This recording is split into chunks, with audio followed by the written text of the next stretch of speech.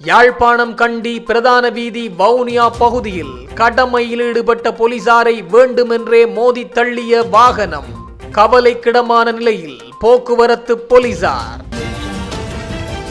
நீங்கள் புருசுலி என்றால் நான் மைக் டைசன் போன்றவன். அனுரவின் 159 நாடாளுமன்ற உறுப்பினர்களையும் ஒவ்வொரு குத்தில் தரையில் விழுத்துவேன், கடுமையாக எச்சரித்த சாமரசம்பத் தசாநாயக்க.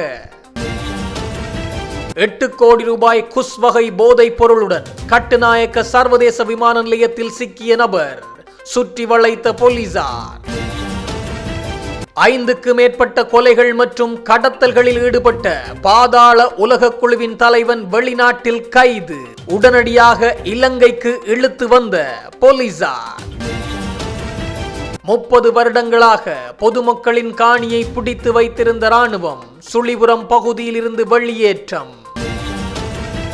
ரணிலுடன் இணைவது பற்றி எங்களுக்கு ஆட்சேபனை இல்லை, மிக விரைவிலே நாங்கள் இணைந்து செயற்பட தயார். விசேட அறிவிப்பை வெளியிட்ட சஜித் பிரேமதாச.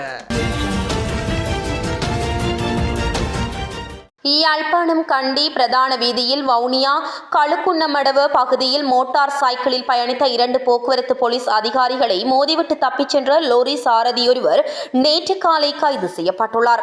கட்டளையை மீறி பயணித்த சிறிய லொரியொன்றை போலீஸ் அதிகாரிகள் இருவரும் பின்தொடர்ந்து சென்ற போதே லொரி சாரதி போலீஸ் அதிகாரிகளை விபத்துக்குள்ளாக்கிவிட்டு தப்பிச் சென்றுள்ளதாக போலீசார் தெரிவித்தனர். மோட்டார் சைக்கிளை விபத்துக்குள்ளாக்கிய போது போலீஸ் அதிகாரிகள் இருவரும் தூக்கி வீசப்பட்டு வீதியின் ஒரு ஓரத்தில் விழுந்துள்ளதுடன் மோட்டார் சைக்கிள் லொரியில் சிக்கி இழுத்துச் செல்லப்படும் காட்சி பின்னால் வந்த வாகனத்தில் இருந்த ஒருவரின் கையடக்க தொலைபேசியில் பதிவாகியிருந்தது.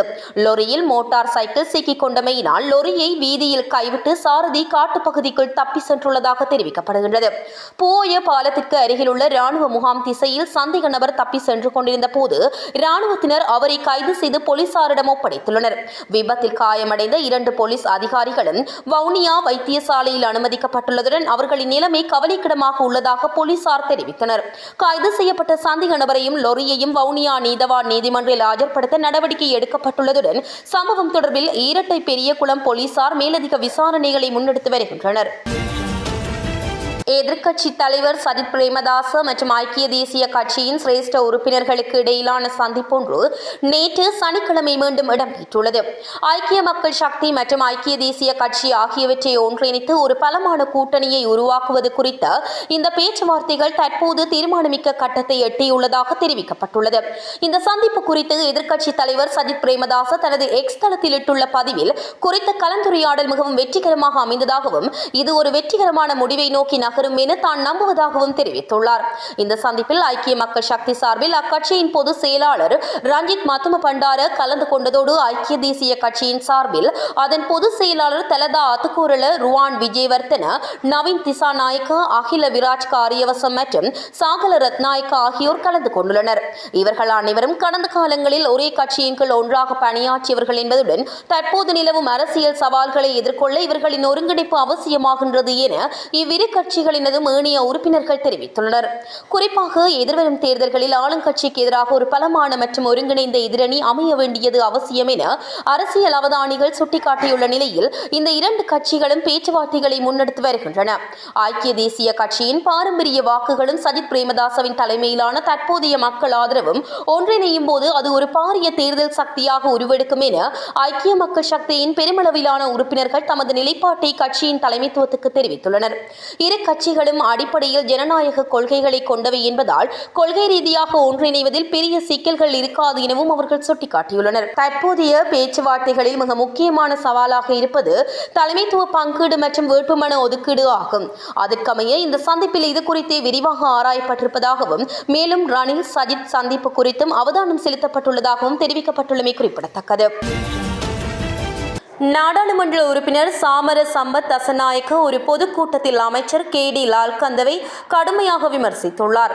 அமைச்சர் லால்கந்த கூறியதாக தெரிவிக்கப்படும் கருத்துக்களுக்கு பதிலளித்த அவர், நீங்கள் ப்ரூஸ் லீ என்றால் நான் மைக் டைசன், 2 குத்துக்கள் கொடுத்தால் தரையில் விழுவீர்கள் என்று கூறியுள்ளார். லால்கந்த தன்னை மார்ஷியல் ஆர்ட்ஸ் வீரர் ப்ரூஸ் லீயுடன் ஒப்பிட்டதாக கூறி அதற்கு பதிலாகவே அவர் இந்த கருத்தை வெளியிட்டதாக தெரிவித்துள்ளார்.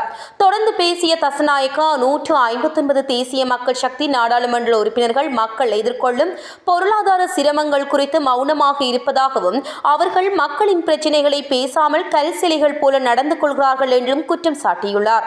மேலும் தனக்கு எதிராக தற்போது 14 நீதிமன்ற வழக்குகள் நிலுவையில் உள்ளதாக தெரிவித்த சாமர, சமீபத்தில் கொழும்பு நீதவான் நீதிமன்றம் தனக்கு எதிராக குற்றப்பத்திரிகை தாக்கல் செய்துள்ளதாகவும் உயர் நீதிமன்றம் மற்றும் பதுளை நீதவான் நீதிமன்றம் ஆகியவற்றில் கூடுதல் விசாரணைகள் நடைபெறவுள்ளதாகவும் குறிப்பிட்டுள்ளார். இந்த நிலையில் சட்ட சவால்களுக்கு இடையிலும் மக்களுக்காக குரல் கொடுப்பதை தொடருவேன் என அவர் வலியுறுத்தியுள்ளார்.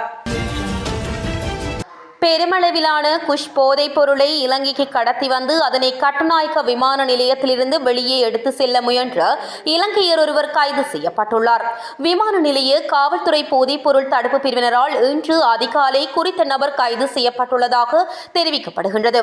கைது செய்யப்பட்ட சந்தேக நபர் 37 வயதுடையவர் என்றும் அவர் இரவு விடுதியொன்றில் தனியார் பாதுகாப்பு உத்தியோகஸ்தராக பணிபுரிபவர் என்றும் அதிகாரிகள் தெரிவித்துள்ளனர். சந்தேக நபர் இன்று அதிகாலை ஓமானின் மஸ்கட் நகரில் இலங்கைக்கு வந்துள்ளார்.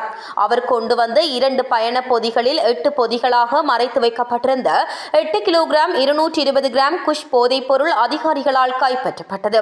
கைப்பற்றப்பட்ட போதைப் பொருள் சுமார் 8,22 லட்சம் ரூபாய் பெறுமதியானது என போதைப் பொருள் தடுப்பு பிரிவினர் தெரிவித்துள்ளனர்.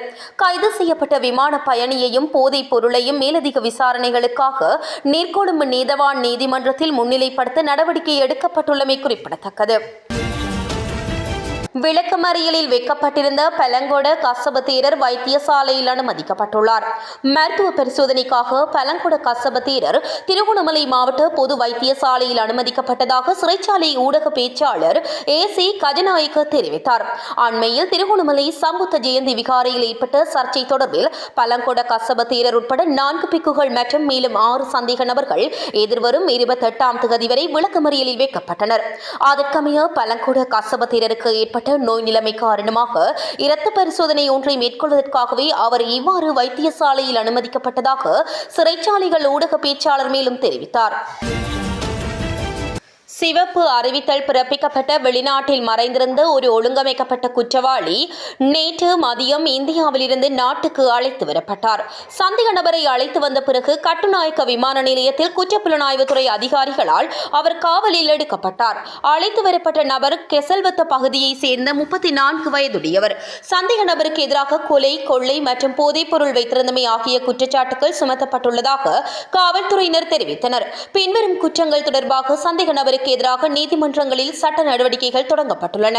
2015ஆம் ஆண்டு கெசல்வத்தை காவல் பிரிவில் கூர்மையான ஆயுதங்களை பயன்படுத்தி கொலை செய்தல், 2018ஆம் ஆண்டு கொட்டாஞ்சேனை காவல் பிரிவில் நடந்த துப்பாக்கிச்சூடு மற்றும் கொலைக்கு உதவி செய்தல், 2021ஆம் ஆண்டு மட்டக்குழிய காவல் பிரிவில் கூர்மையான ஆயுதத்தை கொண்டு ஒரு நபரை தாக்குதல், 2021ஆம் ஆண்டு கொட்டாஞ்சேனை காவல் பிரிவில் உயிருள்ள கையெறி குண்டை வைத்திருத்தல், கெசல்வத்தை, வெள்ளவத்தை மற்றும் புளூமெண்டல் காவல் பிரிவுகளில் கொள்ளை மற்றும் போதைப் பொருள் வைத்திருத்தல், கொழும்பு எல்லைக்கு பொறுப்பான துணை காவல்துறை தலைவரின் மேற்பார்வையின் கீழ் மேலும் விசாரணைகள் மேற்கொள்ளப்படுகின்றன. யாழ்ப்பாணம் சுழிபுரம் பகுதியில் கடந்த 30 ஆண்டு காலமாக முகாமிட்டு இருந்த இராணுவத்தினர் நேற்றிரவு அந்த முகாமை விட்டு முழுமையாக வெளியேறியுள்ள இராணுவத்தினர் சங்கானை படை முகாமுக்கு சென்றுள்ளதாக தெரிவிக்கப்படுகின்றது. இராணுவத்தினர் அந்த இடத்தை விட்டு வெளியேறுவது குறித்து கடிதம் ஒன்றை 513வது காலாட்படை பிரிவின் கட்டளை தளபதி சில தினங்களுக்கு முன்னர் சங்கானை பிரதேச செயலாளர் கவிதா உதயகுமாரிடம் கையளித்தார். அதே நேரம் பண்டத்தரிப்பு பகுதியில் உள்ள இராணுவ முகாமும் அகற்றப்படவுள்ளதாக தெரிவிக்கப்படுகின்றது. அந்த பகுதியில் நீண்ட காலமாக முகாமிட்டு குடியிருந்த இராணுவத்தினர் அராலி பகுதியில் உள்ள இராணுவ முகாமிற்கு மாற்றப்பட உள்ளதாக தெரிவிக்கப்படுகின்றது. பண்டத்தரிப்பு படை முகாமானது 100 அடி நீளத்தை கொண்டதால் அதனை அகற்றுவதற்கு காலம் தேவை என்பதால் அவர்கள் அங்கிருந்து வெளியேற சற்று தாமதமாகும் என அறிவிக்கப்பட்டுள்ளது.